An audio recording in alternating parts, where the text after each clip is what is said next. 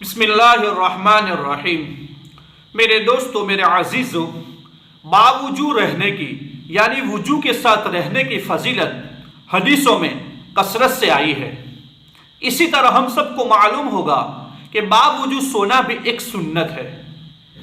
ایسے تو سونے کی بہت ساری سنتیں بتائی ہے، لیکن باوضو کے ساتھ سوئیں گے یعنی وضو کر کے سوئیں گے تو نبی کریم صلی اللہ تعالی علیہ وسلم نے بہت بڑی فضیلت بتائی ہے۔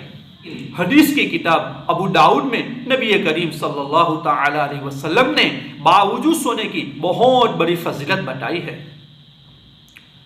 حدیث میں ہے کہ نبی کریم صلی اللہ تعالی علیہ وسلم نے فرمایا کہ جو شخص رات کو باوضو ہو کر اللہ کا ذکر کرتے ہوئے سو جاوے اور جب آدھی رات کو جب آنکھ کھل جاوے تو اس وقت اللہ تبارک و تعالی سے دنیا اور آخرت کی بھلائی مانگے گا تو اللہ تبارک و تعالی ضرور اس کو دنیا اور آخرت کی بھلائی عطا فرمائے گا۔